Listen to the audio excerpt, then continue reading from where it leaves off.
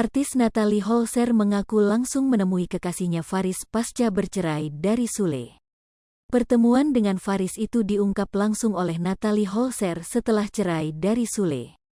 Diketahui Natalie Holzer sedang menjalin hubungan dengan seorang pengacara sekaligus mantan kekasihnya Faris setelah cerai dari Sule.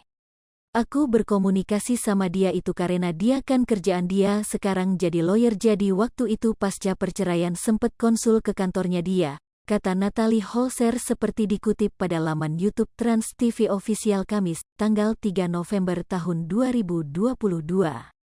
Baru 2 bulan pasca bercerai dari Sule, Natalie Holzer sudah memiliki gandengan baru.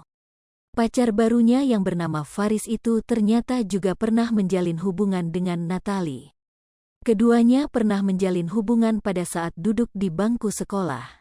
Di lain sisi Natalie pun menceritakan awal mulanya ia balikan dengan Faris, lantas sang host Rian Ibram pun menanyakan Natalie yang sempat berkonsultasi dengan mantannya.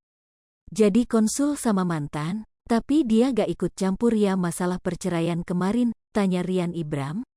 Iya enggak, dia gak ikut campur, jawab Natalie. Natalie pun takut Faris disinggung sebagai pihak ketiga. Iya pasti nanti ada omongan begitu-begitulah, dia gak mau juga ngurusin kayak gitu, terangnya. Menurut Natalie, Faris belum pernah menikah sebelumnya. Lanjutnya Natalie mengaku ia sempat putus dengan Faris karena pada saat itu dirinya masih bersekolah SMA. Dulu putus karena akunya masih SMA, kan akunya kemana dianya kemana, dia juga kakak kelas aku, paparnya. Sosok Faris pun diungkapkan oleh Natalie. Dia baik, suka perhatian, masih hubungan baik sama keluarganya juga baik, bebernya. Meski baru dekat, Natalie pun blak-blakan mengakui dirinya sudah ada rencana untuk ke tahap serius dengan Faris. Insya Allah. IME sama dengan 0.2S, lebih besar dari Bismillah, doain aja, pungkas mantan istri Sule itu.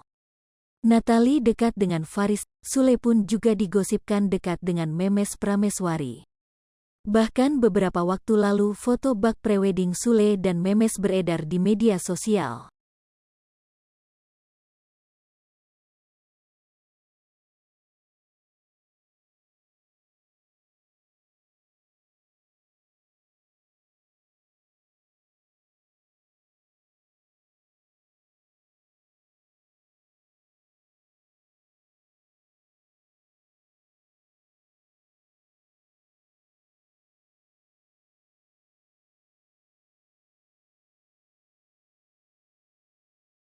Hai pemirsa Sri Popo TV, jangan lupa komen, like, dan subscribe, serta tonton terus berita-berita terupdate lainnya ya.